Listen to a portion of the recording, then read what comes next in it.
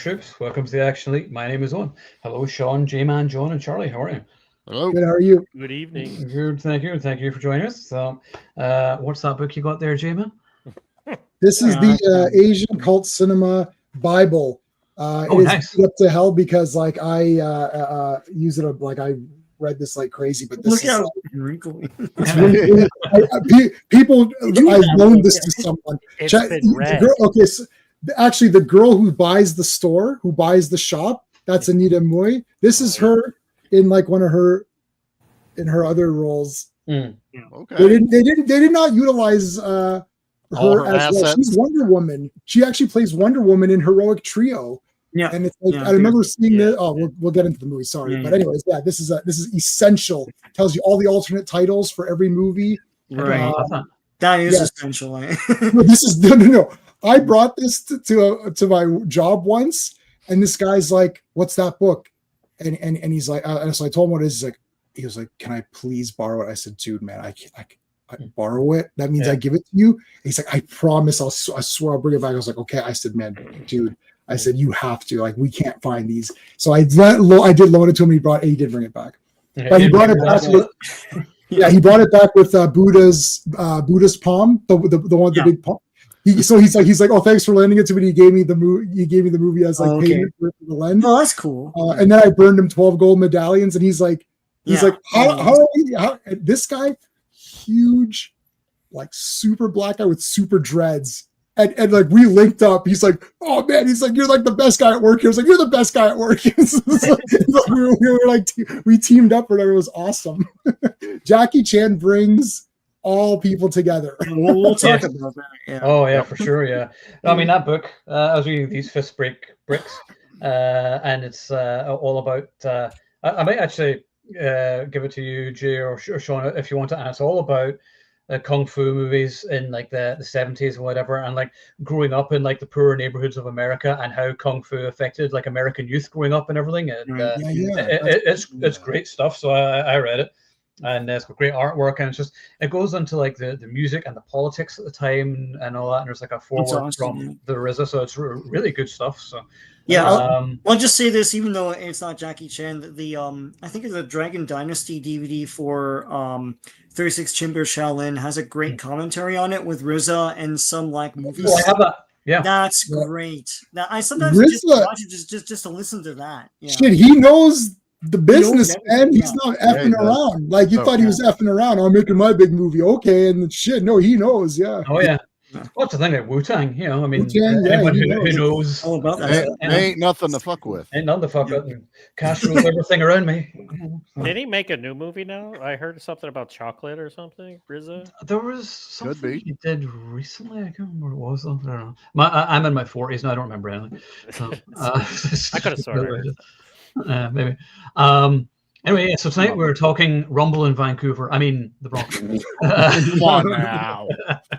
It's New York, damn it. Yeah, it's totally in New York and totally not Vancouver at all. No.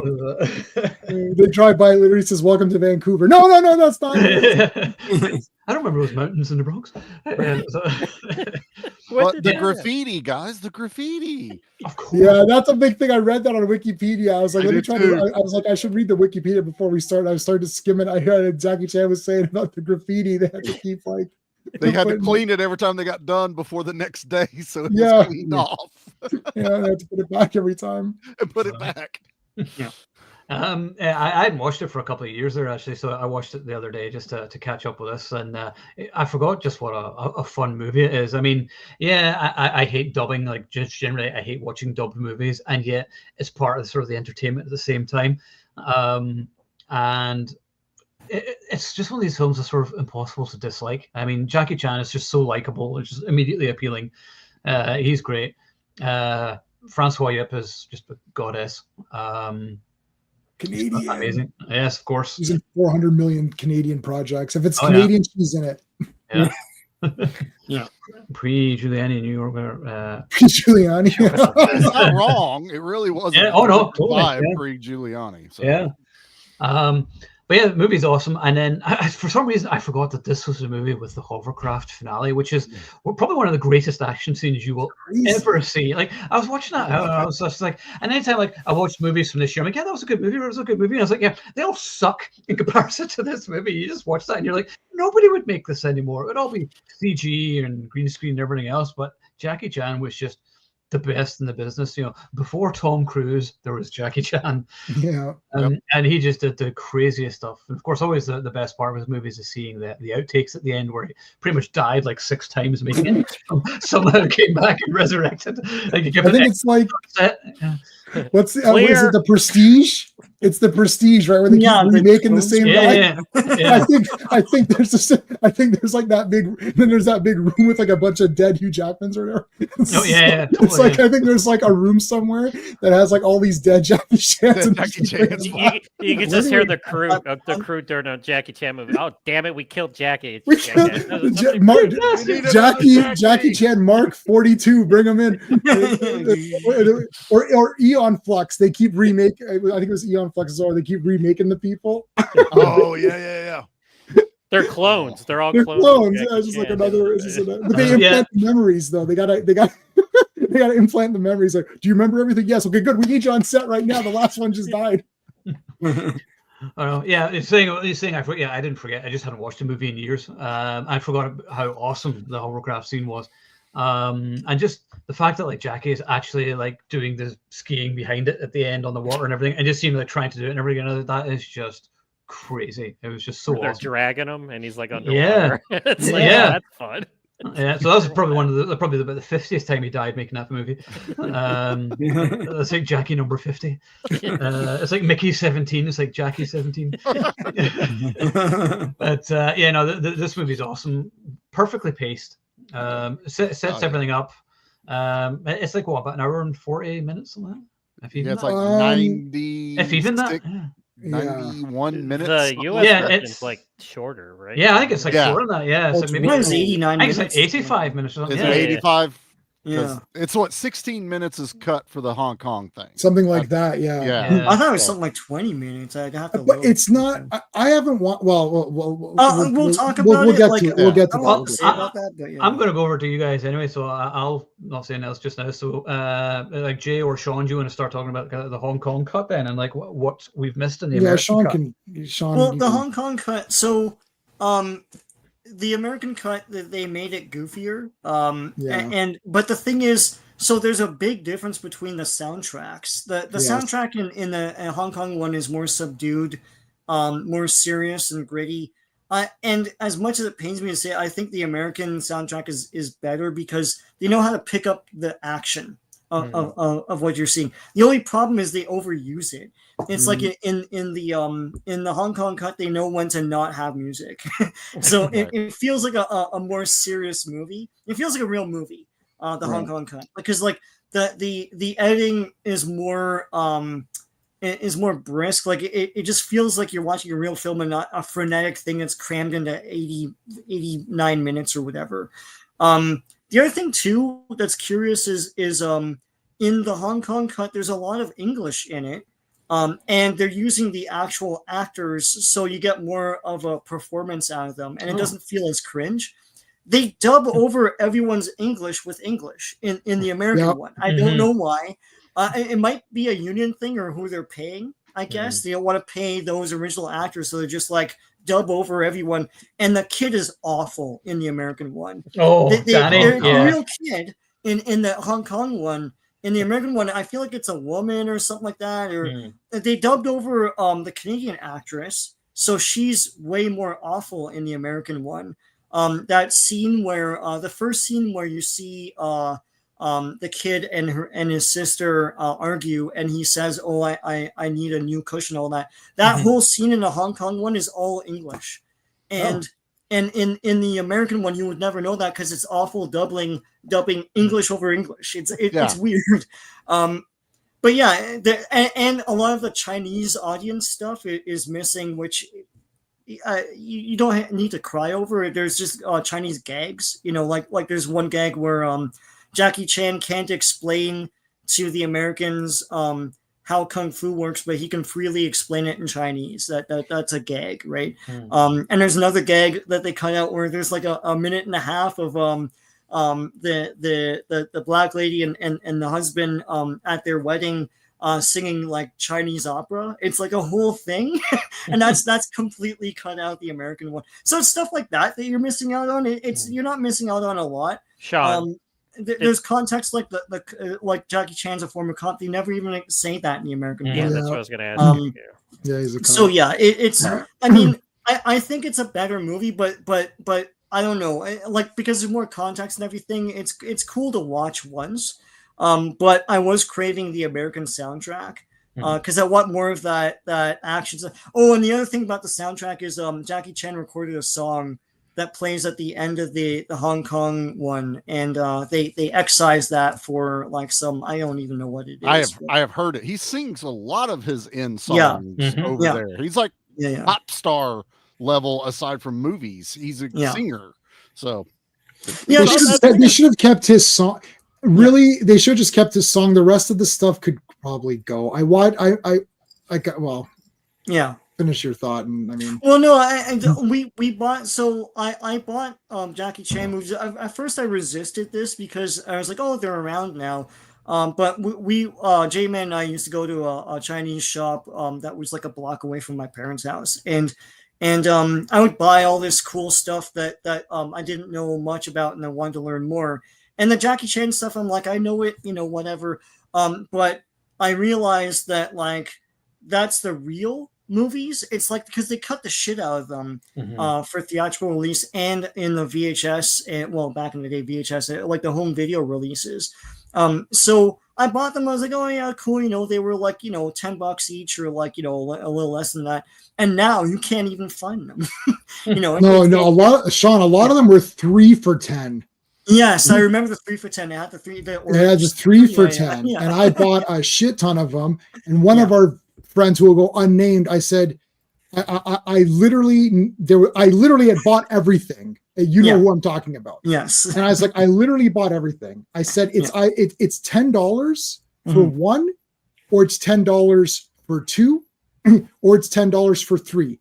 It doesn't matter. It's $10. Okay. Yeah. So you can, if you just want one movie, it's 10. So I said to this person, I said, okay, do you want to go in with me on this? Just give me a couple bucks and you can take a movie because I already have everything. I just need these 2 movies. No. I'm like, okay, you don't want to. I'm like, okay. I said, fine. Do you understand what's happening here? I need some movies, but not all of them. No, right. The ones that, Right. And then I was like, okay. I said, you know what, dude, why am I asking for $3 or whatever? I was like, I'll just just pick a movie you want and I'll give it to you. And he's like, no, I'm good. I'm like, no. I said, take anything you want. No. So I ended up buying In the Line of Duty for a second copy because I thought, well, if I'm going to have a second copy of something, I may as well have the Donnie Yen, the one with Donnie Yen, right? Yeah, so I was like, okay. So I literally still have 2 of them on the shelf. I have 2 of those on the shelf. And I think I loaned one. I don't know if I loaned one to someone, but I was like, I'll use that as the loaner copy. But it was 3 it's like First Strike. So I got like First Strike, Operation Condor 1 and 2, $10. What's the real? I forgot the name. Armor of God 1 and 2, $10. First Strike, Fearless Hyena, Drunken Master 2, which is what Legend of the Drunken Master is, $10. It's like, this is insane. Like, we were just buying. Oh, and next time you come over, I'll show you that whole shelf. Yeah, to them they were common movies. To us, it's like, oh my god, like it's the real ones. Yeah, it's the real ones. Uncut. They're like, they're all of those, and they have English subtitles on them. So yeah, all of them. First Strike, Super, all of those ones that's the real versions. I don't know how good they look now. Yeah, it's definitely worth upgrading some of these because they're probably brutal right now. But I mean, we were seeing these movies before they came out. Hero. Remember Hero? Right. Hero was $10, and so it was this big sensation, and it was in the. I think it won the Oscar for best. Yeah, I think it did. It may have won Oscar. The Jet Li film. Yeah. The Jet Li. We had that's 1 year before. Because we bought it, and it was like, and then it became this big thing. It's like, isn't that the movie? And you're like, yes, yes, we have that. This guy's like, you didn't see Hero, it just came out. I was like, I fucking have it at home right now. Right here. I have it. And he's like, it's not out yet. And I was like, no. I said, all these movies are 100 years old, by the way, buddy. You're like way late to the game. It's not out in the States. It's not out in the States. Out in its actual country and like a year ago. So and it's $10 right now. Drive to Midland and Finch or whatever it was. Yeah. It's gone now. Yeah. And you can get it for $10 right now. Like right. Yeah. I mean, like I watched a film the other day. I can't remember what it was, but it was from 2022. But yeah, it's just getting released by Well Go USA just now here. And this movie was like years ago. And I'm like, what's taking so long? Yeah, a lot of these. I don't remember Rumble. I don't know. Like Rumble the Bronx, I think was the first Jackie Chan movie I ever saw in the theater with Jackie Chan in it. Right. If I remember, it may have been the first. I think this was the one, guys. You can correct. This was like the introduction for a lot of people. I think a lot of people got introduced. I was going to say that this is a very important movie. Because the thing, like, so you're going to say, Owen? Sorry, I was just going to say, the first one I saw was Master with Cracked Fingers, because there was, I remember Jack Brown's, God rest him, it was at this little local shop in Bleedfield outside Glasgow, and there was a pack of 3 VHSs, and it was like £5, so about $10, the same as you, 3 movies on VHS, and it was like Master with Cracked Fingers, like Drunken Master, and something else, and maybe Snake and the Eagle's Shadow, is that one? Oh, yes. I see yeah. So it's the 3 of them, and I grew up watching them. So, and then like Rumble in the Bronx and all that. So, BCD. Yeah, I think if you were, I think if see Owen, because you're a big action guy, and everyone here from like kind of like the beginnings. And if you caught on to them, like I had Fearless Hyena, I had Snake in the Eagle's Shadow. What was the other one? And again, they were very cheapy VHS tapes. It's like $3.99 or $2.99 or whatever it was. It's very cheap, and we just watched those. So when they finally had, and I don't know if I saw Rumble in the Bronx first, the real version, and then the theater. But it's only the year before it came out. Yeah, so I don't remember how that worked out, but definitely after that, because we got First Strike, Super Cop, which is the First Strike is part 4, Super Cop is part 3. So we had seen those. I've got the Super Cop soundtrack, but the English soundtrack. I'm okay with Rumble in the Bronx. The dubbing is brutal, except for the end song, because I would like to have some, have the Jackie Chan song just for niceness. But the soundtrack, the American one to me is better. The stuff that's missing, I remember watching thinking, like it's like I don't care. Like I'd rather have it's exactly what Sean said. It's a bit more serious, but this one that we all watched is like super fast. Like it's like immediately these assholes attack. You're like, oh, here we go. I think it's like 17 minutes, and there's already been like whatever. I was trying to do this. I was trying to do time codes. I didn't take any notes today. I was going to do time codes, and then by the time I looked down to realize when to write down the action, I was like, oh shit, there's already been actions. Like it's over. because you don't want to. I think somebody said this for Ong Bak. Like you can't take notes, because if you look away, you're gonna miss something, right? Yeah. So you're like, oh shit, I just missed something. So I had to. This movie was 89 minutes. It took me almost 2 hours to watch it, because I was trying to pause and be like, should I take notes? And I was like, I'm abandoning the notes. Enjoy it. I don't need notes for this one. F it. It's awesome. I'm not gonna do my. It's 10 out of 10. There you go. Like, I mean, it's crazy. Like that end scene that came out of nowhere. Yeah, the whole rest of the film, it's not even foreshadowed either. You're just like, oh, there's a fucking hovercraft. There you go. Like, yo, what the hell? Like they literally just said, what is a weird vehicle that we can find or whatever? Yeah, and then he duels it with a Lambo, and then that's awesome. Yeah. Like, I've never done in China before. Oh, a hovercraft and a Lamborghini. I've never done that before. Let me do that here.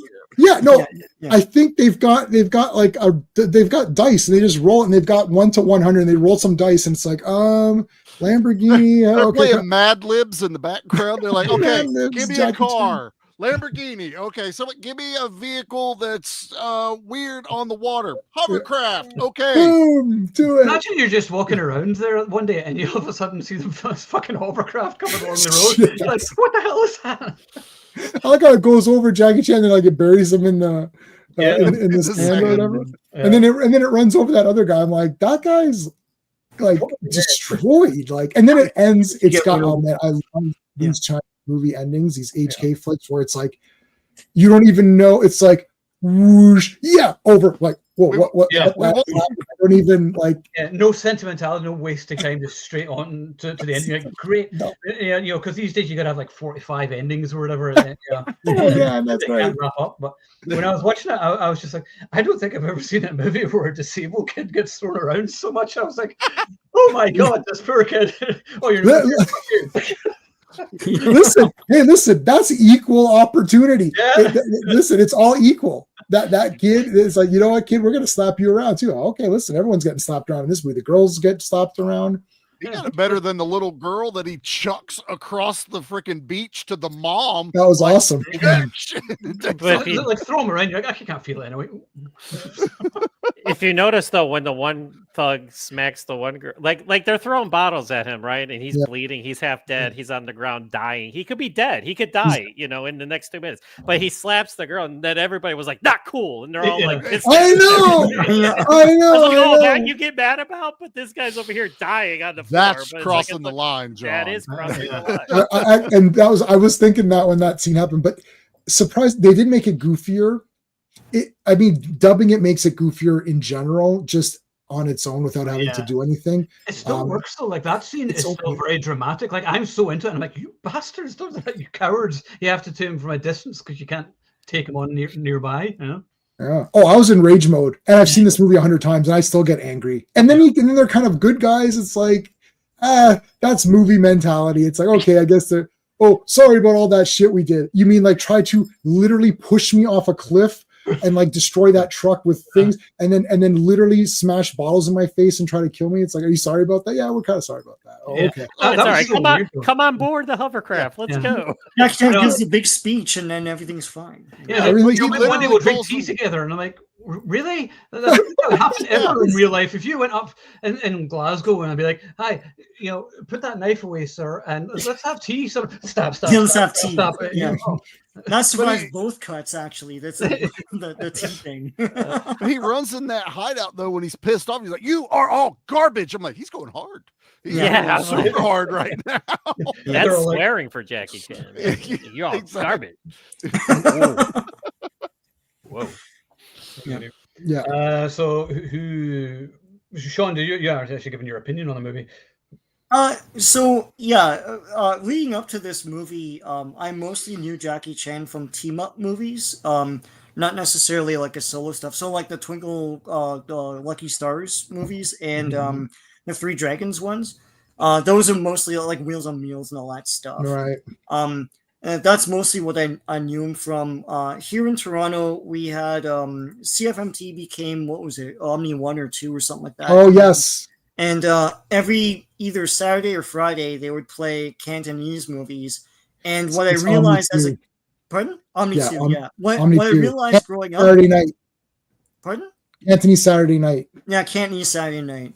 And what I realized growing up was like when I got older was they're playing they're probably illegal. They're playing these movies while they were first run theater run in China, but like they're playing them here with like commercials and stuff. It's like, okay, and we got all sorts of shit like that.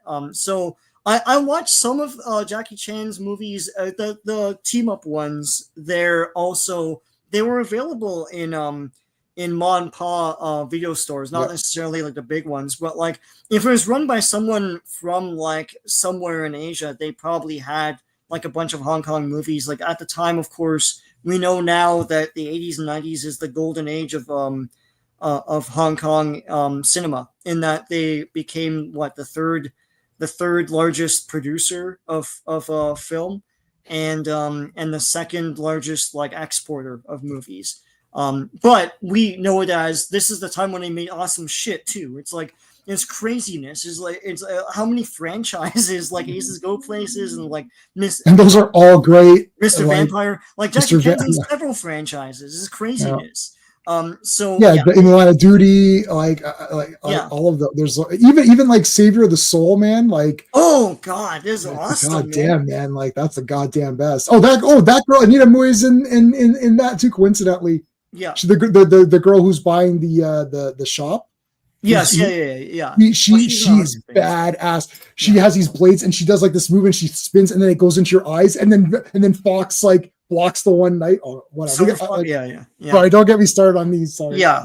I don't know if this made into the American cut. She slaps Jackie Chan in the Chinese one. I can't remember if that's in the Miramax one. But, she's mostly a gag character. She gets attacked for like the third time or something. Then she does slap me. Yeah, okay. That's in the thing. Okay, yeah. She's on the toilet and she's the one on the toilet when the house gets all these dumb when guys. this movie came out, I thought, oh wow, like this will be the big coming out party for Hong Kong movies for mainstream audiences, because like I don't think a lot of people still really knew Jackie Chan in mainstream. Like if you were like us, you would know all this stuff, but he was still very niche and he was a huge star, like outside the continent, right? And I felt that either Miramax, I don't know how it works, that Miramax and New Line or whoever the hell was handling the marketing did a great job. They sold it as being a unique attraction. It's like this Jackie Chan. I remember the TV spots were weird. They had Ben Stein superimposed over like scenes from the movie, and he's like, "This is Jackie Chan," and then he pointed at Jackie Chan doing his stunts. He does his own stunts, yeah, and all that stuff. They're really hyping it up as come out to see this awesome thing. And it's like there's this guy you probably never heard of, Jackie Chan. Look at him do his own stunts. That was a big part of the marketing, and it made millions of dollars. I think in the opening weekend, I remember making like probably 20 to 30 million or something like that, something crazy. And I was like, oh my god! And when you watch the movie, this is the kind of thing like the American cut of it is the kind of thing you would have seen if you watched the any other VHS of Hong Kong movies at the time. It's quick pace. They overlay it with like a crazy soundtrack, but it's introducing to people what we all were used to with Hong Kong movies, like the abrupt ending, the crappy foreign actors. If you're not Chinese, you suck. That kind of thing. All of that's in there. The goofy humor, all that's there. And it's like, oh my god, like millions of people went out to see this thing. It's nothing like what was in theaters at the time. I think, honestly, after that, that's when people, in the mainstream, people started to take notice of Hong Kong movies. And I saw a lot more mainstream releases of this stuff, at least on home video. Like, I remember So Close getting a big push. Oh, man, I got the poster for that. Yeah. Yeah, and it's like, when the hell that would never have happened without this thing hitting big, I think. No, and they brought out Twin Dragons. They brought out all these like other Jackie Chan ones that were like kind of like the funnier ones. Like both Armor of Gods came out in the wrong order, but still. Like it was My wife saw Rumble in the Bronx in the theater in India. Yeah. WTF. There you go, John. Now for once everyone has seen it in theater. Everyone's seen it in theater. Everyone saw it. Oh no, Charlie did it. I didn't. Charlie, you're out. No, I didn't either in the theater. Oh my god. Yeah. I don't know if it got a release in Scotland. It didn't get a release. It was in India though. That's crazy. It probably did. During the 90s, I had moved away from action and I was more into horror. So I probably didn't care back then. So I think I was going to kick Charlie. You have to kick me. No, but Owen's got to get kicked too, Brennan. So that's not going to happen. Yeah, exactly. You can fucking try it. Oh no, you might have to do his splits and like. Although the one Brennan does jiu-jitsu, so we'll be nice to him, so he can do whatever he wants. You know those movies when the giant, the fighter is going around and he turns around and looks at a chest. That's me. Okay, so you can do all your fun, fancy kicks and shit, but I'm still bigger than everyone else here. The bigger they are, the easier it is to shoot them. Exactly. There you go. It's the bigger target, But I feel like this is a fairly important movie in North America for Hong Kong movies, because I don't think there's a lot of conversation about it among like movie files before this movie came out, really. And then after this, everyone's like, oh, the golden age of Hong Kong and blah, blah, blah. It's like, you missed out on all this shit, man. It's like it was winding down by the time this thing came out in the States. But and then, I mean, after this, like Sammo Hung got his own TV series for 2 seasons. Martial Law. Jackie Chan got a cartoon series on Saturday mornings. That was Jackie Chan Adventures. and they're making video games and everything, and it's like all of a sudden he was in, but he wasn't before. Well, at least North America, but he wasn't before this. So I credit the marketers. I think the marketing was brilliant for this, like coming out here. It came out, I think, about a year after it did in Hong Kong, and of course they started trotting out older stuff mixed with his newer stuff he was bringing out as well. And it led to Rush Hour, which I'm not a big fan of, but a lot of people love. Yeah, I'm not a big fan of that at all. No, I only saw neither. part 1. I didn't even see the others. Just got it today. Well, someone has to buy it, I suppose. So yeah, fucking love these movies. To most American I generations, that's Jackie Chan, and that's a shame. But you know, hey. That book, I'm always pimping out The Last Action Heroes. Goes all about Jackie Chan's like past and how he tried to break into Hollywood a few times, and he was never really interested. It was people wanting to bring him over. Stallone actually was desperate to like work and bring him over. Yes. So the big one, there was something else he did before. I can't remember what it was called, but there was The Protector he did, which everybody dumps on, but I love it because Jackie Chan being more serious and dark, which is more my sort of thing. Cannonball Run 2. Battle Creek, that's what it was. Thank you. Cannonball Run 2. So neither of them really landed with North American audiences in that way, where he was just like, particularly Cannonball Run, where he's just like a stereotype basically. He's almost like a background character. Exactly. Yeah. But I remember in the Protector, which I really like. James Glickenhaus did it, who did the Shakedown, or just Shakedown. And Jackie Chan hated working on it because he had this image of he wanted to be like the opposite of Bruce Lee, where he didn't want his films to be like really violent or have lots of blood and gore or sex and stuff like that. He wanted it to be family friendly and sort of goofy, which most of his films are. Mm-hmm. But then James Glickenhaus made The Protector, which is like super gritty and lots of nudity and violence and all the stuff that Jackie Chan doesn't like. So apparently after he made it, he went to Hong Kong and did his own cut of it and like recut the movie and re-released it out of sheer spite against James Glickenhaus. And I was like, nice. What the hell? That's the power of Jackie Chan, though. Yeah, this is a great book.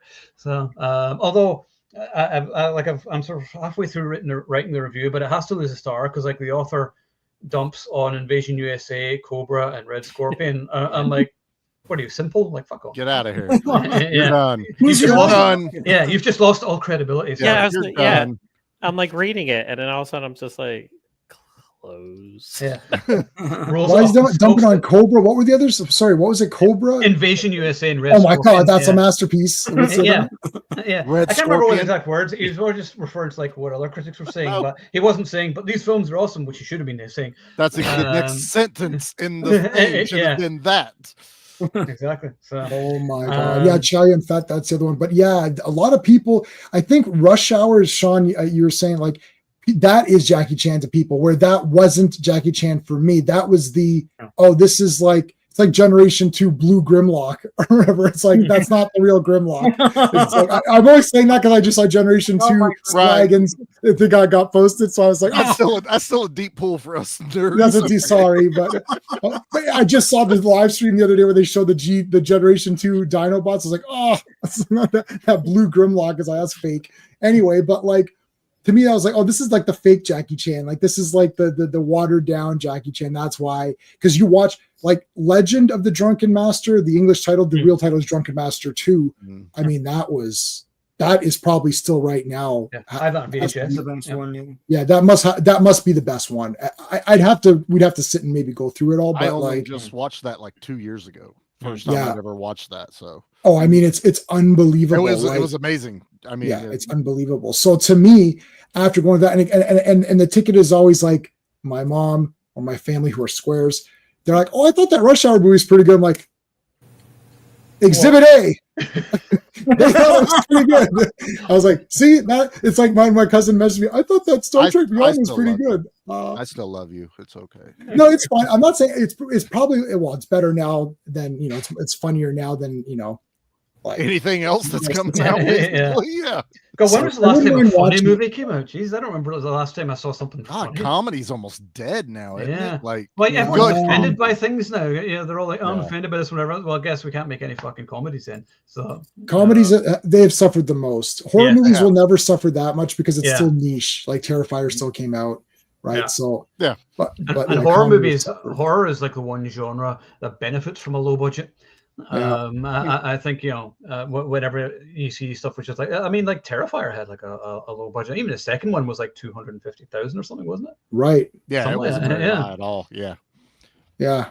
Yeah, that's crazy. But anyways, this movie was awesome. Seeing the theater. We went to go see all these in the theater, even though we own them all. So everyone that came out, we went to go see, because like it's just cool to see him on the big screen, see him fight, and it's fun. And I mean, I don't know, I just like Jackie Chan's awesome. Yeah, he's instantaneously likable, like immediately. And everyone who fights him is a piece of garbage, and everyone who's on his team is good. And it's like he's the ultimate face character or whatever. It's like Hulk Hogan, okay, or whoever, pick your guy that you liked. But yeah, okay, John. Yeah, so my introduction to Jackie Chan was kind of because back in 80, 81, like I saw the Cannonball Run movies because they were PG, so like my dad and mom let me watch those, so I immediately saw those and I was like, wow, who's this, because I was like, this guy's cool, because I was digging that. And then I was like, and they weren't easy to get back then, but like there were like niche video labels like Tai Sang and stuff like that would be putting out these movies and stuff like that. And again, I got lucky because my cousin opened up a chain of video stores, so he like, listen, I'm not going to apologize for it. It's like so he would get like he would have access like to all like the different video labels and stuff like that. So I remember seeing Armor of God, Fearless Hyena, Wheels on Mills, and like Lucky Stars. Those where he teamed up with Yen Bao and Sammo Hung. Oh my god, it's great. Oh, and then like and then I love how Ben Urquidez and Keith Vitelli were in it. And like some of the best fight scenes ever. And I remember when I of course I don't remember what movie I was seeing, but they showed the Rumble in the Bronx trailer before this movie, and the whole theater just erupted. And I was just like, it's Jackie Chan. It's like, wait, like like I figured everybody else knew who Jackie Chan was because I didn't really have anybody to talk to about this. It was just kind of me watching these movies and stuff like that. And when I saw Rumble in the Bronx, of course, I saw the American version. The only thing I really was mad about, again, somebody pointed out earlier, was just the representation of Americans. It's like that's now how it is. It's like, and the guy that plays Angelo, I just wanted to break his nose every single fucking time I watch it. I'm like, dude, shut up! Like you're giving gang members a bad name. It's like, well, you just like he pulls his pants down. It's like, and I love when he whaps. Like I do the same thing. I'd be like, bam! I'm like, get the fuck out of here. but it's like, and I remember The Protector and Battle Creek Brawl, and I love The Protector and Bill for Wallace. He fights at the end. Phenomenal scene, and Danny Aiello. He teams up with Danny Aiello. How much fun is that? But I remember him saying like he hated that movie, like you were saying, Owen, and stuff like that. And that's why they did this. They were like, let's go back and show his more goofier movies and everything. And and Rumble in the Bronx, if you think about it, was probably the perfect one to start with to introduce mainstream America to Jackie Chan, because it's so over the top, it's so fun, it's a blast, And like we're all talking, the hovercraft scene happened because he broke his foot and he couldn't do any fighting towards the end of the filming. So that's where all that came from, like with him in the water and stuff like that. Which if you think about it, we got that instead of like would have been nice to get an end fight, probably, but we got all this in the meantime. It's like, did I need to see White Tiger's ass? No, probably not. But that's besides the point. But it's just funny because it's the same thing with Donnie Yen. And all these other Asian action stars. It's like I remember because I started taking karate in 1988, and everybody was like, "It's like, do you know who this guy is?" It's like, yeah. It's like, of course I do. It's like, and I just felt kind of like honored and like because like I knew of these guys before, like a lot of people that I knew, like and everything. So. And I probably take some heat for this, but in terms of Jackie Chan movies, I probably I love The Medallion and Exile Spy because he gets Scott Adkins is in it, and I just love his fights with Scott Adkins and stuff like that. So I'm a huge Scott Adkins fan, so I love that too. But going back to Rumble in the Bronx, like yeah, we all know it's in Vancouver and stuff like that, but you don't care. It's just like it's and it's Jackie Chan. It's like the one-way mirror, and he's like doing, and he's like flexing. Yeah, that's genius. He's popping the zit. I mean, it's just freaking. This is what Jackie Chan, is like. And I love when he sees the wood dummy, and his uncle's like, "Oh, you been keeping up?" He's like, "A little bit." And then his uncle walks away, and he just starts blasting into it. It's like, "Yeah, you've been keeping up with it," and stuff like that. But it amazes me, and like what he did to entertain this man is probably the most influential entertainer in cinema ever. I mean, because when you see him jump off that building to the balcony, I mean, there's like this room for error when he did that. Yeah, that was crazy. Exactly. It's like if this goes wrong, we're talking about a totally different thing. And Jackie Chan's dead in 1994 or whatever this movie was made and stuff like that. He already died 20 times making this anyway. So well, yeah. And then which movie? Armor God, when he fell off the cliff and he has the hole in his head because of it. It's just like. And just watching Rumble in the Bronx, and you're just like, and you see like how many times they screw up at the end and stuff like that. It just makes you appreciate it more. Like this guy sacrificed his body, his life, his soul, and just to entertain us. And again, I'm probably going to take heat for this too. Everybody loves Bruce Lee. I love Bruce Lee too. But in terms of like Bruce Lee, Jackie Chan overshadows Bruce Lee in my eyes in terms of what he's done in cinema and stuff like that. Not that Bruce Lee isn't great or anything. I love Bruce Lee's movies. He just never got the opportunity to do it. And it's unfortunate. But like just to see the type of choreography that Jackie Chan does, how inventive he is, how he uses, his environment and stuff like that. It's just. And then, like I said, this is like the perfect movie. Like aside from the annoying Americans and the gang members and stuff like that, it's like this is like the perfect Jackie Chan movie. No, God, you got to be so careful. Michael Jai White said that, that infamous, I could beat Bruce Lee, that he just got annihilated. I love Bruce Lee. It's I'm just saying, if Bruce Lee brought martial arts, yes, to the mainstream. But obviously Jackie Chan's movies are way better. I mean, that's silly, right? Of course, they're way better than Bruce. I've seen every Bruce Lee movie. I own them all. I put Circle of Iron up on the library for those guys. That's the movie that Bruce Lee wanted to make. It says there's a little text. I've seen that movie. Yeah. But clearly Jackie Chan's movies are way better. But Bruce Lee, had he continued on, and perhaps if they had somehow were able to come together, can you imagine if they had come together in some sort of movie or something? Like, wow. But even if Bruce Lee had lived and like it's just whatever it is about Jackie Chan. If somebody held a gun to my head, it's like, you got to watch one of these. I would pick Jackie Chan. That's just the way it is for me. I like what he brings, and plus I love how he could do the series because I love The Foreigner. Like we got to talk about that movie as well. That's probably one of my that's top 3 Jackie Chan for me, and it's nothing compared to like any of these other movies that we're talking about. But how he's a great actor. I mean, not just the physical actor, but he can bring it, with the comedy and the drama. And he's just, what else can I say? And this movie, like I said, in terms of the stunts and what he did, like in terms like with the motorcycles, that scene too.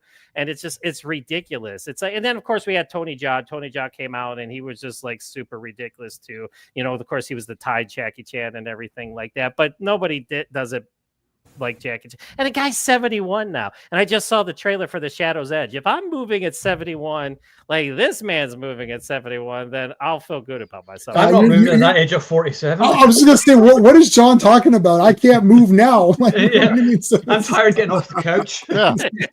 And Jackie Chan's broke shit, pulled muscles, done all this, and he's still going. He's still going. I sprained my ankle 3 times just watching Diablo. Yeah, they did a kick and I was like, ow, I just pulled a muscle. When I saw ballerina, I had to stand up. My leg was cramping. I had to stand up in the cinema. And here's Jackie Chan at 71. He's like, I bet you he can't sit in the theater for 2 hours. Yeah. Well, yeah, exactly. Well, he was promoting Karate Kid Legends, and he was talking about his show. Oh shit, I forgot he was in that. I literally erased that. You know, John, you did a big public service when you kind of downplayed that movie, I thought, wow, if you don't like it, this must be the worst piece of shit of all time. Because like you are a very generous person when it comes to your. I am, and I'll admit it. If I enjoy something for a certain, listen, there's movies I have just because I like a fight scene in it. Just yeah. I'll do that too. Yeah. Like I'll do that too. I'll buy stuff just for a fight scene too. But like, if I'm being critical of it, then no. But yeah, oh man. Anyways, that must be. Don't get me started on Karate Kid Legends. I won't. But that was so. I'm just gonna wait. I'm gonna still buy it because I need to buy all the Karate Kids. But I might get that 4K set, which looks kind of nice. I'm probably gonna.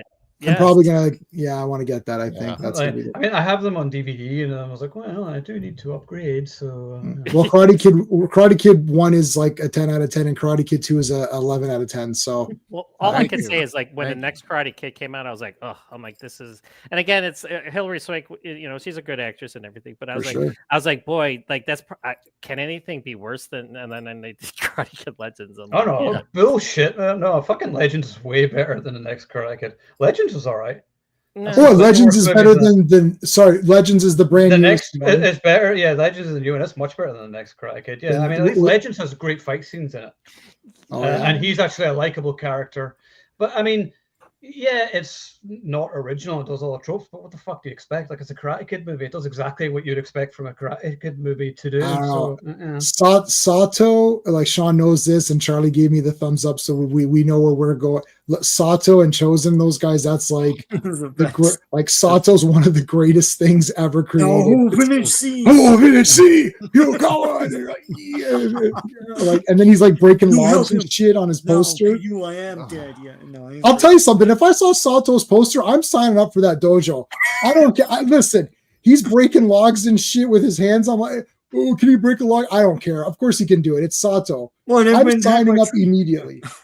And Chosen gives girls shirts for their collection because he's such a great guy. He's a great man. What do you think of Chosen's like redemption thing of Cobra Kai? Oh, look, I'm a Cobra Kai shill. So there's really no point in talking to me. Like you guys were all being critical. I was like, I don't know what show you're watching. I wasn't. I preferred Cobra Kai to any of the Karate Kid movies. Oh, did you? Oh, wow. Oh yeah, I never really liked the Karate Kid movies that much. I liked the third one because I liked Terry Silver. Oh my god! Well, Terry Silver is god tier, obviously, but he's good. He's a good villain. Yeah, he's a good villain. But no, Karate Kid 2 is a masterpiece of cinema. Yes, but no, I'm a Cobra Kai super shill. I love every second. I'll do the faces like shit, and like Chosen. Oh yeah, like I love everything that Chosen does. I like that Hawk. Is it Hawk? Yeah, the Mohawk guy. That guy's badass. And I fell for all of it. And somebody was saying, I don't know if one of the boys was like, oh, it's all it is. It's like these kids are dicks and they just become good. I'm like, right, because Miyagi don't turn. That was you, Charlie. See, that was a bad statement because that's what Karate Kid is about. I don't give a shit. I haven't even finished watching it because it's the same goddamn thing. Oh my god, what are you talking about? It's firstly, John. Okay, John, Cobra Kai. Yay or nay on that on Cobra Kai? Are you with it or? Oh, I love Cobra Kai. I see. I told you, Charlie. If both me and John are both, and we're like the extreme guys, then it's it's right. Anyways, I'm a shill. I love. Cobra Kai was great. I'm just gonna go watch my Rush Hour DVDs. That's fine. No, Cobra Kai was great. My thing only was with the final season that I fucking hated that Netflix broke it into like 3 parts. I'm like, just release it all. You greedy pieces of shit. Yeah, it wasn't even for like money. It wasn't like even a theatrical 3 release. It was just on streaming. It's like, why are you doing just this? Release it all, or at least do an episode every week or something if you have to, like we used to. But it's just I canceled my Netflix since then, and I never actually brought it back. I canceled like all my streaming services. So I just can't be bothered. There's nothing coming except for Stranger, and that's going to be like 30-year-old kids running around by the time they finish it. So it's like which one, Charlie? Stranger Things. It's just going to be. Aren't they all like 35 now? Yeah. Yeah, use de-aging technology on them. I liked the first season when it was a novelty, and then after that, the novelty wore off. I was like, there should have just been one season. It was a novelty thing. Does anybody really care now? Season 4 was the best one. But by then, I think they lost a lot of people. So they lost me on season 2, episode 3. I'm like, I think I'm good.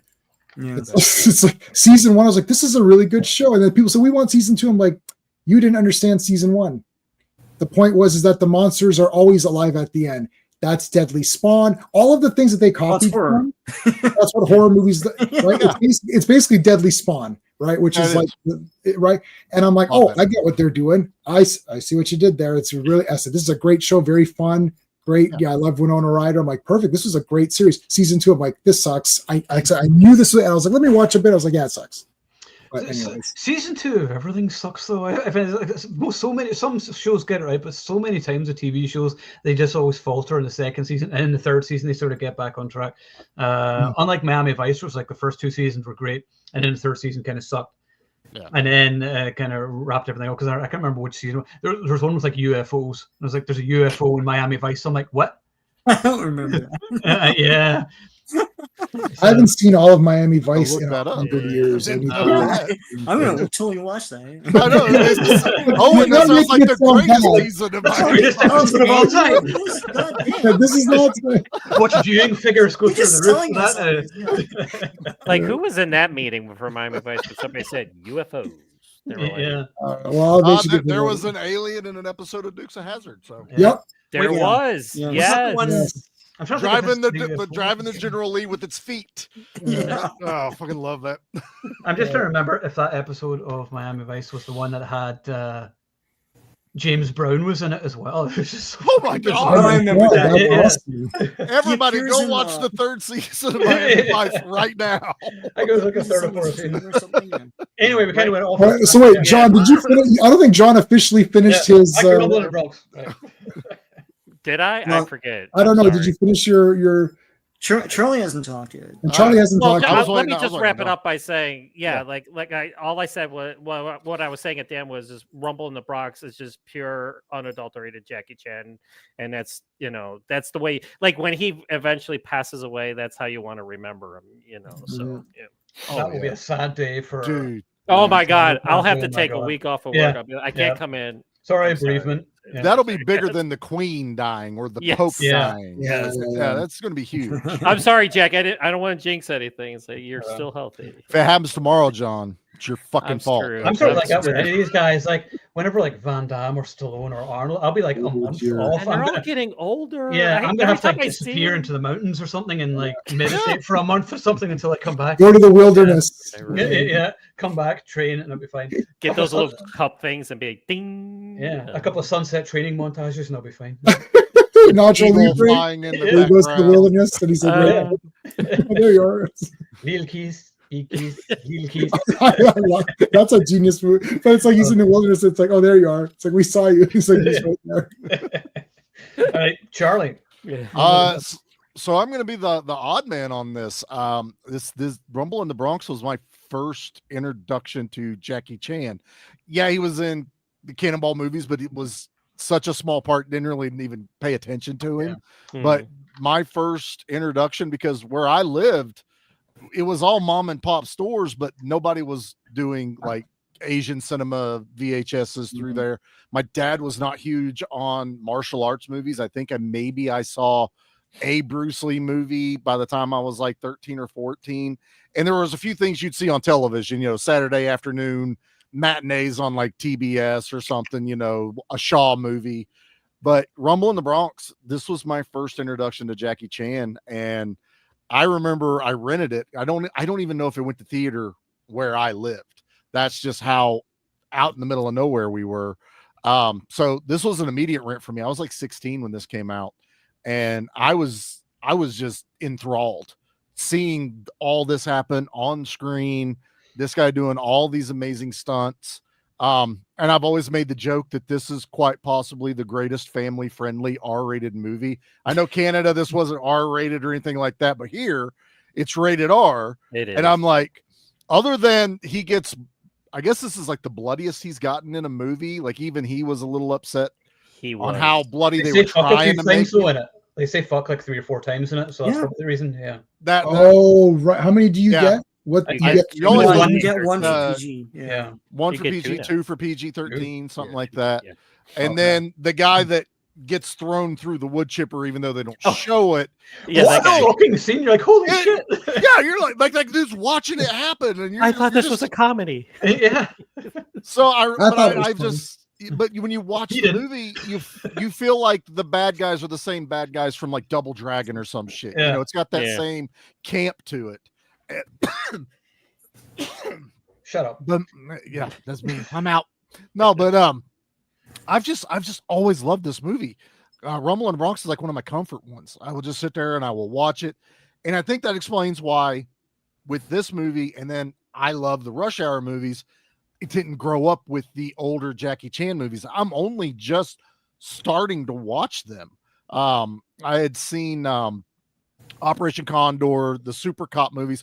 I didn't watch the Super Cop movies until after Hot Fuzz, when he was like Super Cop or Point Break. Which one do you want to watch first? That's a tough. That's a tough decision. Yeah. I saw Hot Fuzz. That was a great movie. Yeah. So I then it was, you could start finding them again. It's like, oh, okay, I'm going to grab this one. They may be the shitty dubs. I don't know what. It's like a Godzilla movie. I don't know what the good version of this I'm supposed to watch is. I just watch whatever I can fucking get my hands on. And that's what Godzilla's in it. It's good. And that's been my entire thought process. You're just waiting for the ending. Yeah. And the Jackie Chans, I just want to see the amazing stunts. When I first saw the Drunken Master movie a couple of years ago, I'm like, holy shit, I would have loved martial arts movies growing up had I seen that earlier in my childhood. But no, it's Rumble in the Bronx is my Jackie Chan movies. That's the kind of Jackie Chan I like. It's just so outrageous and it's so funny. And the ending of it still just makes me chuckle because I'm like, her building is still completely stripped down because a tow truck lethal weaponed it and pulled it down. And then there's diamonds floating around. So maybe she's buying another one and his uncle still isn't back from his honeymoon yet. So much shit has happened in less than a week. But I just love it, man. It's just so much fun. Lamborghini taking on a hovercraft. That's what every kid wants to see. You're reenacting that with your G.I. Joe action figures and a couple of your Hot Wheels. You got the killer whale and then a Hot Wheel with a Ninja Turtle sword coming through it, trying to cut through the side of it. It's unadulterated fun. And this is a movie I would show my kids. I don't know if I have shown them Rumble in the Bronx yet. They've seen Rush Hours. I show Bailey, absolutely. Yeah, I need to. And I'm not worried about watching the Hong Kong one because I kind of like that he's not a cop in the American version. It makes him being a little bit more goofy, understandable, and not trying to be a cop in the movie. Like I laugh whenever he tries to act like a cop in the American one, where he's like trying to hold up his wallet and he's like reaching for something in his back pocket like it's a gun. I don't want to know he's a cop. I want to know that he's just fucking trying to fake them all out. And then a chick dancing with a tiger in a go-go club will always be fucking fantastic. I just absolutely love that scene. She is amazing, hot. Everybody's a great actor in this. It's so much fun. Even the bad dub on Americans, I laugh. I never take them serious. I feel like they're in the Foot Clan headquarters with all the teenage kids smoking menthol. This is what we do. Yeah, this is what we. Because when he walks in there, they're like, eating it's just a food. fucking rave. It's not even a badass gang. They're just dancing all over the place. Yeah. But they're like a low budget gang or whatever. Yeah. Angelo. The fight choreography is amazing, and I just absolutely love it. And just the way he sells it. He's behind the hovercraft getting drug around. He does all the jumps. His face is always in camera. It's what else can you say about him, man? I just fucking love this movie. Yeah. I mean, when John was saying earlier about nearly had a final fight, I was like, yeah, but to me, I thought the best fight scene of the film was whenever he goes in and confronts him. You're all garbage. That scene, and he just like fucks up everybody in there. And I was like, to me, that's a great climactic fight scene there. And then going to the hovercraft thing, I thought was just such an awesome ending. Happy accident. Yeah, it was a great way to end the movie. Well, it fits. He's not going to fight the white tiger. He's an old fucking geriatric dude, playing golf. I do like that the one henchman is the same guy from Time Cop that's got the ponytail and big metallic boots. He's the one that throws the handicapped kid around all over. The fucking motorcycle helmet or the football helmet whenever he's fighting him. And he punches him and he's like, Danny throws that fucking helmet. Wow. The bruise comes across his face immediately. I still don't know how they did it. Did it wipe off when he hit him? Was it on the helmet? and he still tries to act tough, and then he throws that fucking wrench, and I crack up every. Where's this time. wrench coming from? See, I like this. I don't even care. It's nobody hilarious. has that. Pulled it He out. keeps it in his wheelchair for self-defense. Like, where did he get it? Like, he went and got it and brought it back, like in time to throw it. And how did he throw it? That's heavy. You try to throw one of those, right? Every wheelchair guy has a wrench. Have you ever seen dodgeball? If you can dodge a wrench, you can dodge a ball. You look like a monkey fucking a football. Oh my god! No, it's just great. It's just fun, man. Yeah. Who's got R2D2 there? That's J man. That's for my. It's a reminder to take my meds, and then the next, if we're still on in half an hour, you'll hear. This is R2, and then the next one is Power Rangers. So if we're still on in half an hour for the after show, which we've already started other topics, but exactly, yeah. So I haven't got to talk almost the whole time, Mr. Hush. You know, I'm almost done with my cream soda now. Yeah, geez. I'm hyped up on sugar. Oh, you're not drinking your Pepto-Bismol this week? No. You always have that big bottle of just my Starburst. No, man, I got me a nice cold A&W. Can I just say something about the Lamborghini? One more thing about I just love it how the guy gets out of the car because he's a total douchebag, right? Yeah. And he gets out and he's so pissed off about what happened to his car. And Jackie's like, and then the doors are, but Jackie gets in and he takes it under the truck and knocks the doors just off. Knocks He's them like, straight off. Let me really fuck it up for you. So Jackie Chan, he when the house is torn down, he's like, "I'll pay you back." Yeah. He's like, "Relax, here, lay on this couch that's halfway falling off the building." As if it's not a big deal. No, it'll be okay. It'll be okay. You just paid $370,000 for everything. It's just a Tuesday. Go with it. I don't know why. I swear the guy driving the Lambo, I always thought he was a valet because of the fucking red coat he's wearing. But I'm like, he's really pissed off about his car, even though he's a valet. So I guess it's just something he's wearing, what? Generally, style. I mean, just whenever I was watching, I was like, what did we wear in the 90s, though? I mean, you look at some of the clothing and you're like, oh, no. And I remember dressing. I remember wearing these jeans where you could, like, fit a fucking... tiger inside each one. Jinkos? Yeah. I was like in a hockey time because I was listening to like all hip hop music back in the 90s. Oh dear God! Yeah, I was one of them. I will say one thing. The one good thing about the fire that happened at my parents' place where I lost my stuff, she also lost a bunch of pictures of me as a child dressed in some really bad shit. So it's like there's no evidence anymore. So my childhood photos are terrible because my grandparents did a lot of the raising for me, and they're old school Croatian. So I'm wearing socks and sandals. The socks are pulled all the way up, and I'm like, this is literally the worst thing imaginable. I can't. I hate old sandals. Man retirement home pictures is what it's like, look, it's like a little cute Croatian boy. I'm like, this is the worst thing. All right, you might win. I'm sorry. All right. Dude, I'm gonna find those photos and I'm gonna show you. I'm gonna find them, and then you tell me if they're not the worst thing you've ever seen. Your He-Man one though is badass, and I don't. That's care what badass. I do love that one. Dude, that's where I started picking my own clothes. I was like, I want He-Man. I wore Metallica and AC/DC shirts and blue jeans, man. That was my phase in high school. Fuck all that like baggy shit. MC Hammer parachute pants. No. No, it wasn't that. Mine were like jeans. You did they're called Jinkos. They were jeans and they like real fucking big at the bottom, and you could put almost a PlayStation in your pocket. Kinda. You mean bell bottoms? Yeah. They could have been there's knockoff. The name of the brand that started it was like Jinko or something like that. It's like they go out more. I remember when I got a pair of Chuck Norris kicking jeans. I thought I arrived when I got one of those. Like, did you get the cutoff ones though? Because that would have made you even more badass, so you could show off your hair. No, mine were full length. All right. I did get the pumps. I got the Jordan the pump shoes where you press. I couldn't do any sports, but whatever. I had the pumps. Never could. Let's see. I never dressed in fashion during the day. I was always blue jeans and mostly on decal shirts. Yeah.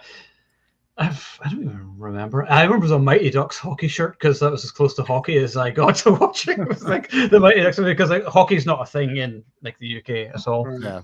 Charlotte Hornets. Every kid, even if you didn't watch basketball, You had a Charlotte Hornets What shirt. about the Sharks? San Jose. Everybody. I had San Jose. I didn't do the San Jose ones. It was Charlotte, and then it was like Dallas Cowboy shit. Even though I didn't watch football or basketball.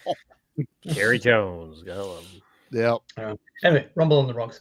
Yes. Anything else? So good fight scenes. Jack Jan, Francois Yips, hot. White Tiger's ass. Well, I was going through like, okay, so this book has the at the very end it has by actor.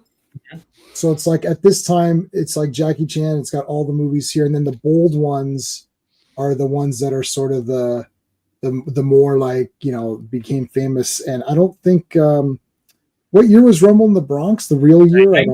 94, 95. Yeah, 95. So I don't think that. I don't even think this. Oh no, Rumble in the Bronx was there. Yeah, it's there. Oh yeah, Protector was right. But yeah, so it's like, yeah, Rumble in the Bronx is there. So it wasn't in this book. It wasn't considered in Hong Kong, at least, as like a big one. Yeah. Really? Drunken Master is. Fearless Hyena is something that it was like one of the highest grossing even over there for them when it released. Yeah, but that, it doesn't. Its American release really upped it. Yeah, yeah. Okay. Like he's the guy saying it's not one that people consider important there. It was like, oh, it's an awesome movie, but not like a groundbreaking one. Like Drunken Master is clearly groundbreaking, whereas Rumble in the Bronx isn't like it's just awesome Jackie Chan stuff, right? Yeah. Like, yeah. Well, a lot of people say like Armor of God and those movies, like where he's Asian. Armor of God isn't even. I actually prefer Armor of God 2 to Armor of God 1, if I remember correctly. Is part 2 the one with the big fan? The problem is that they released them as Operation Condor here, and they reversed. They did. They I was just getting ready to ask: is this a different named movie? Because I've never heard. Yeah, they renamed. Yeah, Operation Condor was Armor of God 2. So I've seen that one, Operation Condor. I think I forgot that. Okay, so floating around somewhere. Yeah. Operation Condor is Armor of God 2, and Operation Condor 2 is Armor of God 1. Yeah, that's just confusing as fuck. It's like the Hulk Hogan movies that he did for TNT. They released them on DVD. Oh, the Shadow Warriors. Yeah. Yes. Yeah. So Armor of God. I wonder if they give it in here. They sometimes this book was really good. Armor of God 2, Armor of God. Oh God, I mean, there's like there's a whole thing on this. Anyways, yeah, so they're all of the names are messed up, and like First Strike is part 4, is Police Story 4. Yeah. Police Story 3 is Super Cop. Then there's Lady Super Cop. Yeah. And then there's Police Story 1 and 2. Now, Police Story 1 and 2 never came out in theaters in Canada. They skipped to Super Cop. And then there's a Super Cop was released through Miramax 2 in the United States. There's a Super Cop 2 in Hong Kong. Mm-hmm. But that's not yeah. It's a spin-off of okay. And there's Lady Super Cop, but like right.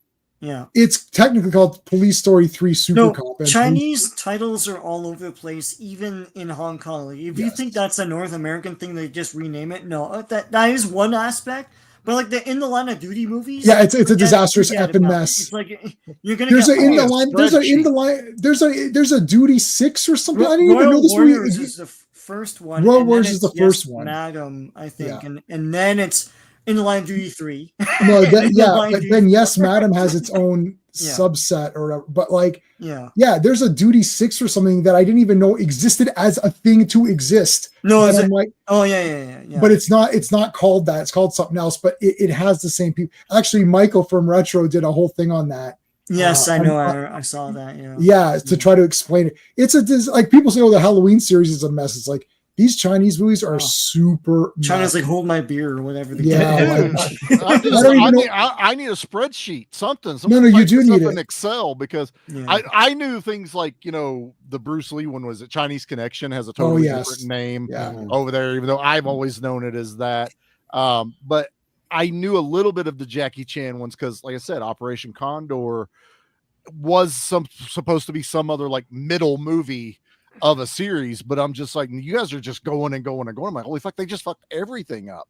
And I don't understand what was the point of releasing Armor of God 2, calling it Operation Condor, and then releasing a prequel.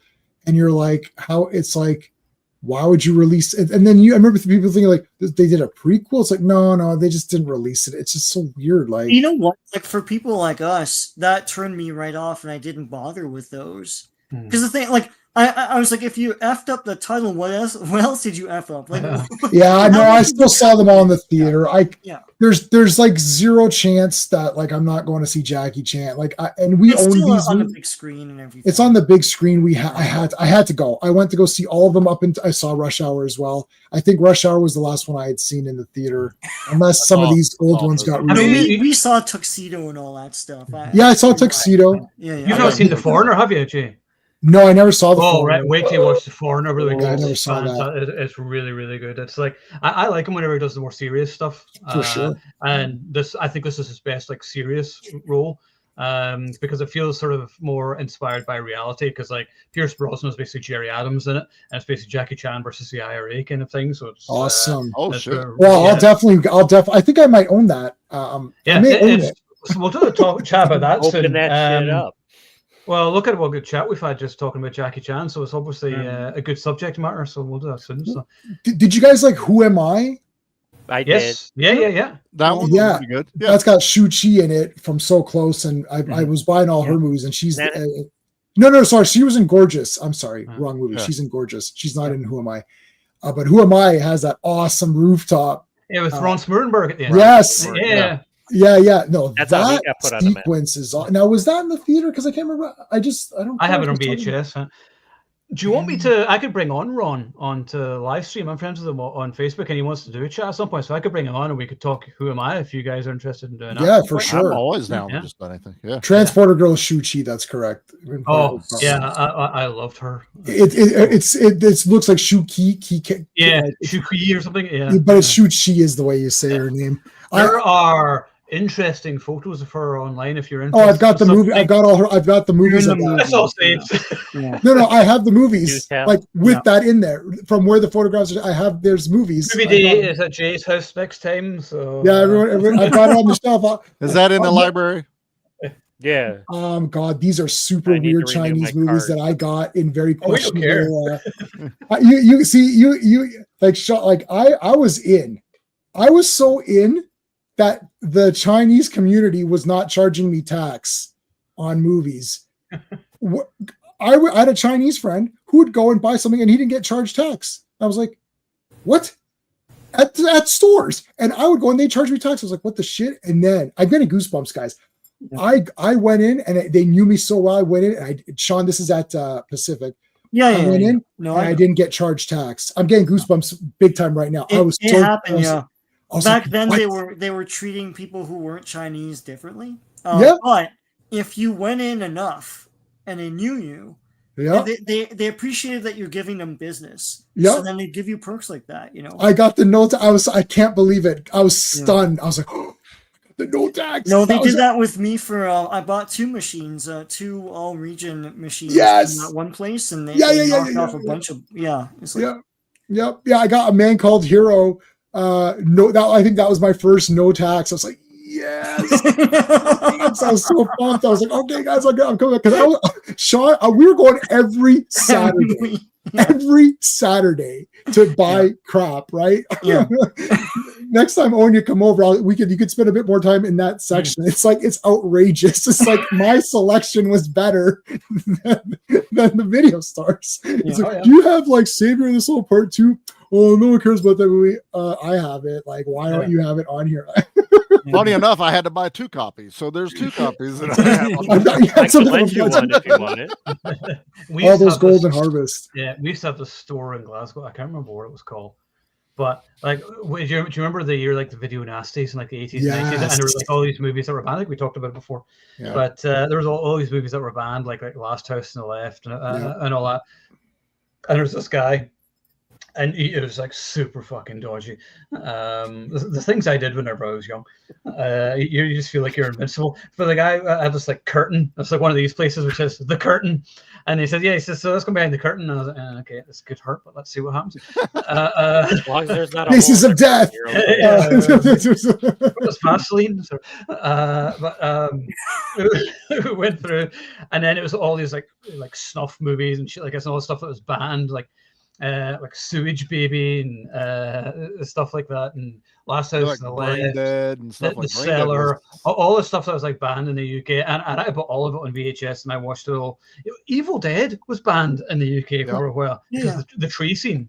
And like I remember all the Bruce Lee movies were cut with them. The nunchucks were all removed from them because who knows?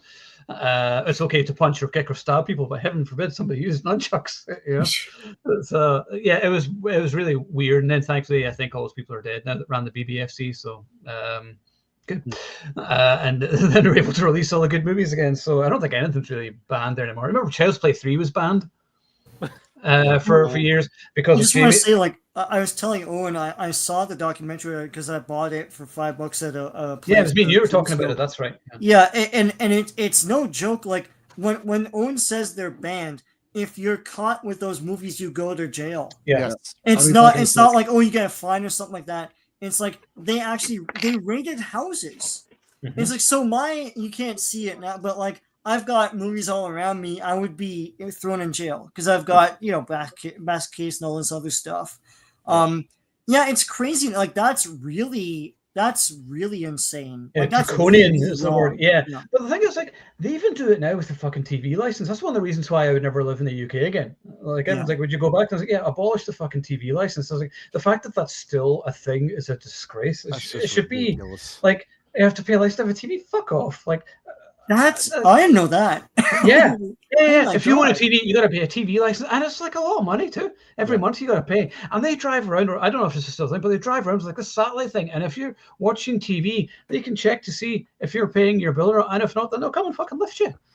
I think isn't it part of they go, well, you have access to BBC and you have to pay to see that. If you're using your television to watch YouTube or any streaming service that's not controlled by them, they don't care. But because BBC can be got on your televion, you have the ability to see it for free if you don't have your Hey, the thing is, like, oh yeah, we're going to go to why are you holding it like that, Jay, man? Just natural. He doesn't want the video. No, it is covered on the cover. But anyways, I was like, let me see if I can find it really fast. And I found that one right away. Oh yeah, that's really definitely movie. See, nobody ever wanted. My place is the best. I just have to be next to this box of Kleenex. Weird. Let me read the plot out. There's literally no writing on the back. It's a mystery. You don't know what best movie ever. So just to finish off what we're saying about like did you hear what I was saying, Jay? About like no, I just know. So like in the UK, we have this thing called the TV license. We have to pay for owning a TV. You pay like a monthly fucking bill to own a TV, and this is still a thing. And for like the BBC, and I'm like, why can't the BBC be a subscription or have ads? Like, oh, we don't have ads. And I was like, well, then pay a subscription because I don't want your shitty stuff. You don't make programs that I want to watch. Right. It's such a draconian thing. Like the UK is so backward in so many of those kind of ways. Why is that? BBC, so CBC here, the mandate is that it's accessible to everyone. So like they have a streaming service, you don't pay for it because you shouldn't, because it's supposed to be for everybody. So why wouldn't the BBC have the same? I thought the CBC was our version of BBC. Yeah, I don't know. The way it's done is so differently. I mean, this has been around for like decades, like essentially since like TV began, and I don't even understand it. And like the fact that it's still a thing is ridiculous in this day and age. I don't know if they still enforce it like they used to, where they would literally drive around, Jay. They do with like with radars on TikTok that's fighting it right now. Yeah, like the last letter he got was, "We will pull a warrant and enter your house to verify you have a television, and you're straight to jail." Yeah, like fuck that. And that was also, I always lived at home or I lived with Ed, so I never had to pay the TV license. And then I moved here and didn't have to do it. And that's one of the people like, why would you never go back to the UK? A, they don't have Fruit Loops. B, I have to pay TV license. Fuck that. That's enough right there. Yeah, I mean, like Fruit Loops and TV license. Fruit Loops is number one, and then the TV license. And the weather sucks. I like summer. So And it's just weird to say like me and John, we grew up with having like 3 network channels, PBS. I mean, it was just on air. You had an antenna, you stuck it out there, you watched whatever was on those shows. When Fox came out, we lost our shit. We're like, oh God, war? There's 4 It took networks? forever for Fox to get here because other providers didn't want to share the antenna bandwidth for it to get over into places in the mountains where I'm at. I'm like, fuck off. It's the same for us. We had at Rabbit Ears. It's like we get the American affiliates. Anything independent. So like Buffalo WTV, Buffalo 29 became a Fox thing, but like we could get that on that makes sense. And CTV and CBC. You can still get an antenna and get all. You can get probably like 12. You 13. get VHF. Oh, I get all UHF kinds of is stuff shut off down. digital now. That I don't pay for cable. Like I have streaming services, but can't there see are digital channels still. That hell, I've got a couple of movie channels that are digital channel. I don't pay shit for. And fucking England wants to, or all that place wants to. We charge do you watch just a to lot. own Like TV. we watch a lot of the British stuff, so I do see that mentioned in British TV, where people in the thing mention, "Oh, we've got to pay for this" and stuff like that. Yeah. So we've seen that. I've seen that in so it is a thing. shows. Yeah. So I wasn't sure if it was a real thing or if it was like from the Sadly, 40s or something, or I don't know, going. whatever. I mean, that's like some 1984 shit, just like the way they do it. And I just can't believe that it's still a thing. But that's the thing about the UK, and I can say this because I'm from there. But like some of just the thinking there is, so stuck in the past and like they don't move on. And they're sort of like, oh, well, this is a building of historical significance, so we're not going to build anything new or whatever. And I was like, yeah, I get that sometimes, but the building's fucking falling apart, whatever. There's a difference. Yeah. If you're not going to put the effort into maintaining it and keeping it for everyone to enjoy or see, it's very like it's not too far off from like V for Vendetta, that type of mentality that you'll see happening on that. Yeah. Yeah, that's the thing. It's not out with the realms of possibility. That's the thing. So, anyway, Jackie Chan's great. We really like Rumble in the Bronx. In Vancouver. Yeah. Yeah. Awesome. Yeah. So it's going to be a couple of weeks until the next stream because I'm about to go on vacation. I'm going to Scotland tomorrow. So if I get arrested at the airport, this is the thing. I have paid TV license, whatever, in the past, so I don't live there anymore. So I swear I'm not a fugitive or anything. So if I disappear, that's why. His name is Owen. Yeah, but the BBC's producing such great quality, like Doctor Who. Sorry. Well, that's the time to go. Oh. I mean, I did like Vera. I enjoyed that. Was that the BBC? I don't even know. I watched it on BritBox. Do you guys ever watch that? I don't know. We have that, and it has the shows. It's called like Vera, and Britain is good at doing trashy shows like what's it called? The Good Ship Murder. And it's about this like cruise ship singer who investigates murders on cruise ships. It's fucking brilliant. That's amazing. It has the catchiest theme tune ever. You'll watch it and you'll be like, oh my god, this tune will go in my head. It goes in your head for like 3 weeks. I'm going to be watching it for the next week when I'm back home. So what's it called? Sorry, what was it called? Good Ship Murder. Good ship. I'll take a look at it. Oh, okay. No, I like the I like periods. My wife and I like all the periods. This is modern. This is like modern stuff. Like it's shite, but it's amazing at the same time. So like I love like procedurals. I mean, it's basically a procedural. And there's the will they won't they between Jack and whatever her name is. Anyway, yeah. So there won't be a show for about 2 weeks because I'm going to be away. So I think I'm going to do a change of plan. I think I mentioned a few weeks ago that we're going to talk about like some of our favorite action movie music, just do something different. So let's do that for the next one. Then nobody has to do any research or whatever, and then we just shoot a shit talking about action movie music, some of our favorite theme tunes and whatever else from our favorite action movies. I think that'll be something different rather than talking about a movie. So we'll do that in a couple of weeks then. I don't know how, Jay, you'll create a graphic for that, but and I do like I've already thought of something, so boy, there we are. So I just find it.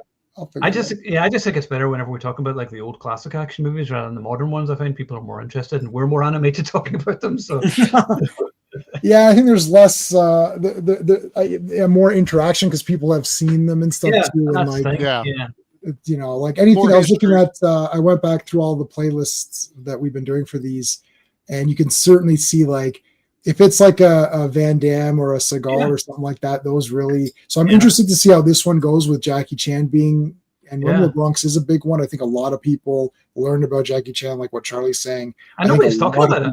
And like, this is his 30th anniversary this year. Oh yeah, there's that's a bad. So it was like, what year did it come out? Well, it's 30 years ago. So no, but I mean, Basil. Well, Basil Podores. Basil Podores is amazing. Yeah. So I mean, this is going to be a good, probably a long chat there. So that's in a few weeks. So that's what the 2nd of July, did we say? Let me see. July 2nd. Yes, and I already made plans for the Wednesday. You said, like, the second you said no to that Wednesday, boom, I had an inserted it's like I'm streaming every day this week and almost every day next week. So that was, I got you down for Wednesday, July 2nd. Okay. Yep. Yeah, so that we'll do our favorite movies again, and scores, right?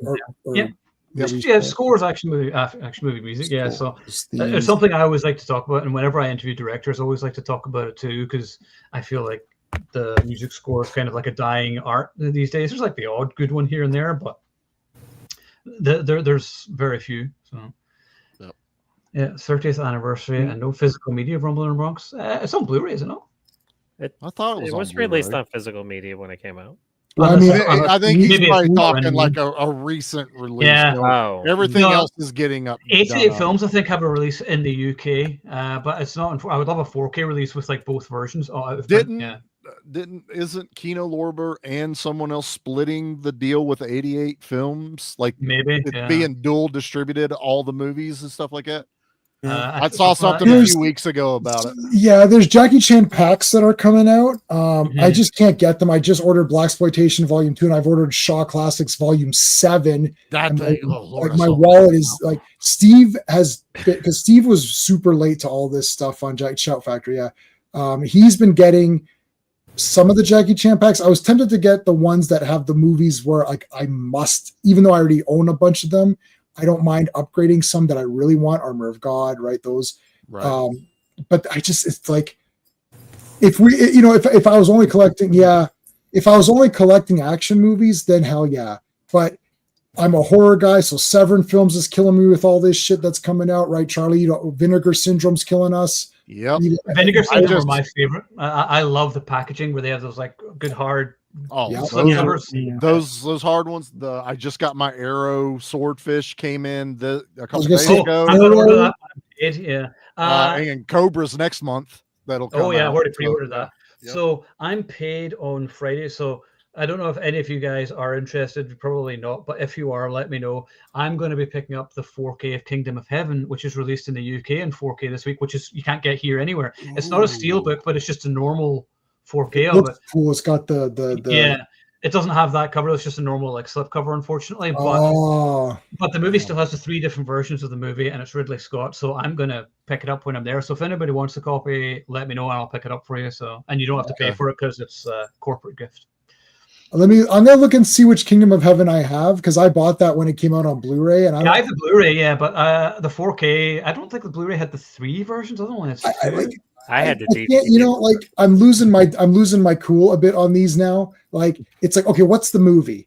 Which is the one I'm supposed to watch? I don't know what I bought. The Beyond, and there's like 7 discs. I'm like, I don't. That one was insane, dude. It's literally 7 discs it's one movie. I'm like, what am I supposed to do? Which one? So my wife and I go to sit down and watch a movie. And I can't remember I opened up, like, I don't even know what to watch. So I'm like, I'll just take this one. Like, what? So I'll have to research Kingdom. I don't want to do research. I just want the movie. Like, this is a normal. I think it's like 2 or 3 discs or something. That's all it is. It's got like the Blu-ray and the 4K on it. So I'm going to get it because I have I don't like the Blu-ray because it's cardboard flimsy packaging and it's kind of getting a bit damaged. So I'm giving it to Dad. Happy Father's Day. Well, I get the shiny new one. Here's this shit. I mean, I do it for my dad all the time. Every time we went from DVD to Blu-ray, he got my DVDs. Now I'm doing 4K. He gets my Blu-rays because I do that too. Yeah, I give Dad unfortunately, I gave my dad like the Blu-rays of like Terminator 2, and then I watched the 4K of Terminator 2, and I was like, oh. I want my Blu-ray back then. I didn't mind it though. I mean, I never really get too bothered by the quality of it. I thought the picture was clear. I mean, yeah, it's a little waxy, but it's like, Sorry. I was loving it when you could get a digital code, the DVD, and a Blu-ray all in one package. Yes. I would give my co-host the digital, Yeah. Dad the DVD, and I got the Blu-ray. Three people got the movie for like $17. I remember one of the best releases I've ever seen for a movie, and it's so random.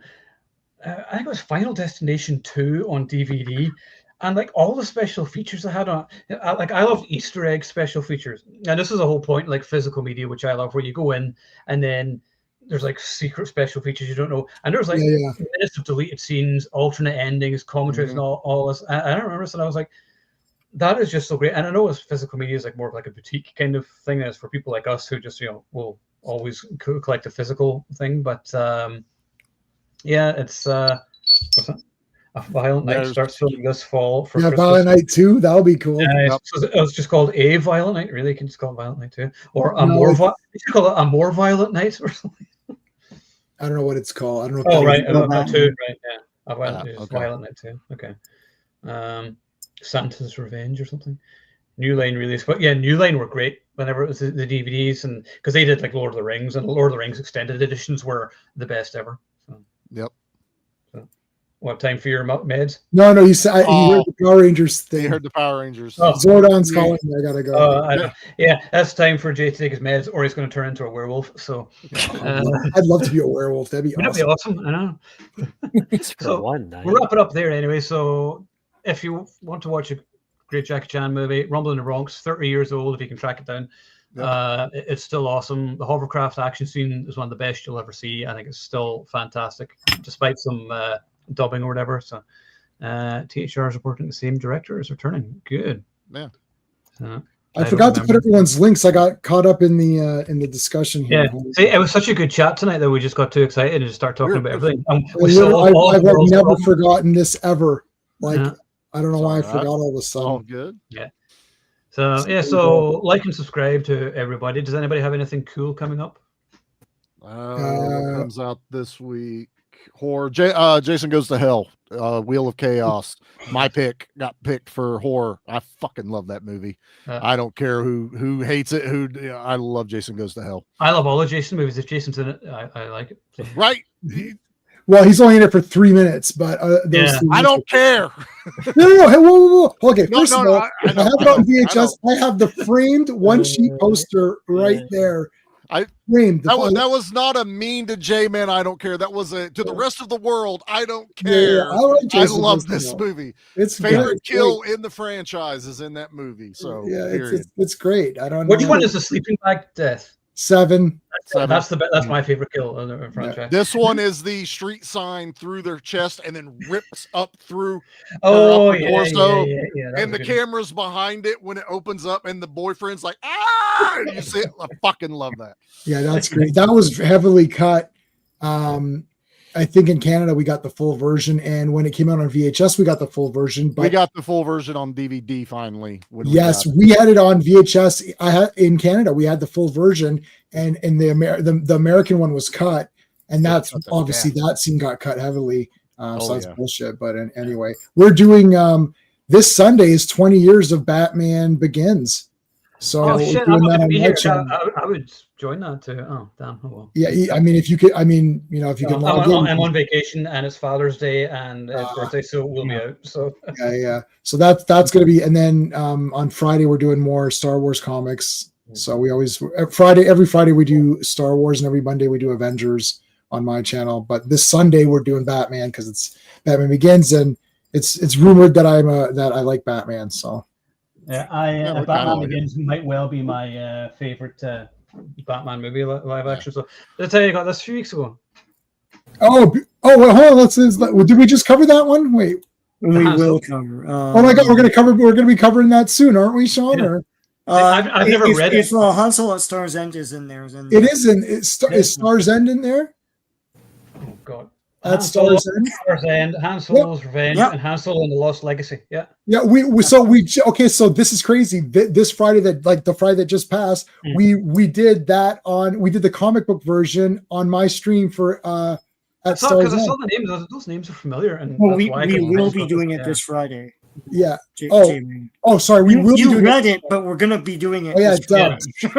Sorry, I read it. I'm so, as I said, I'm doing a stream every day, so sorry. This Friday we're doing that comic. Yes. Yeah. So everybody should check out Diablo, which comes out this week as well. Scott Adkins and Marcos Aurora. If you want a good fight flick, that's really good. I really enjoyed that. John did as well. We got to speak to Scott yesterday and post it, and he shared my review today, which is awesome. So thank you, Scott. So he's also going to join us hopefully soon. The next few weeks we'll have him on. We'll do a stream.